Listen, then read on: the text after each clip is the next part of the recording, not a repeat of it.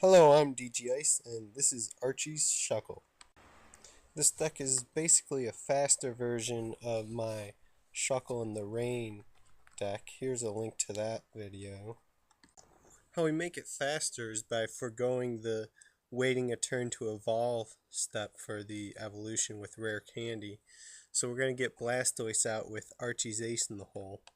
Once we have Blastoise out, we'll start attaching energies to Shuckle and drawing cards, which will allow us to stock up a lot of energies onto Shuckle.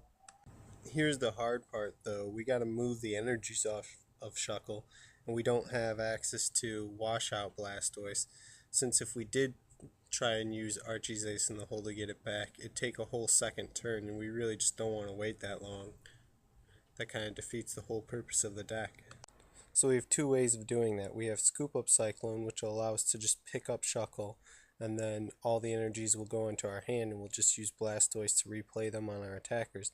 Or we can play Shaymin out and use it to move the energies around.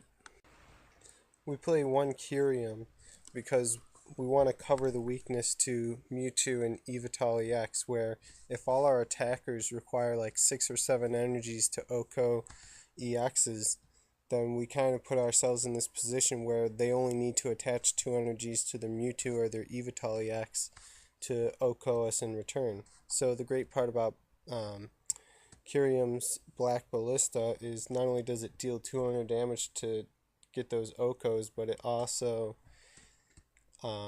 discards all the energy down to 1, so it really only gives them 20 extra damage on those attacks, which really helps us out.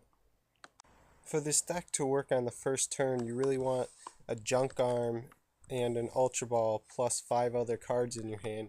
So you can Ultra Ball for Blastoise, then Junk Arm back the Ultra Ball, and then Ultra Ball for Jirachi-ex, searching out a Archie's ace in the hole to get back Blastoise.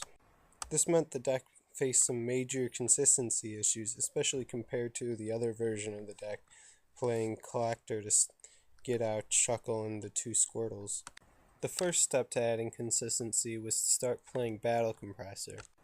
Battle Compressor, alongside lots of VS Seekers, allows you to just throw Archie's ace in the hole and Blastoise in the discard pile to kind of search them out on the first turn. In fact, if you have a Junk Arm in your hand, you can just use Battle Compressor to send Archie's ace in the hole, Blastoise, and VS Seeker. First you Junk Arm back VS Seeker, that gets back Archie's ace in the hole. Archie's ace in the hole gets back Blastoise. It's a beautiful technique. This has the side effect of allowing you to search for cards like Scoop Up Cyclone and Lysandre, where you can VS Seeker back Lysandre or Junk Arm back Scoop Up Cyclone. Another thing to be aware of when trying to activate Archie's ace in the hole is the way Superior Energy Retrieval works.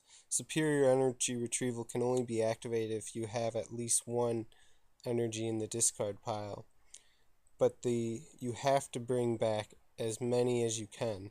So if you want to go down a specific number of cards, maybe you only want to put 1 energy in the discard pile and then use Superior Energy Retrieval to discard 2 cards and get it back.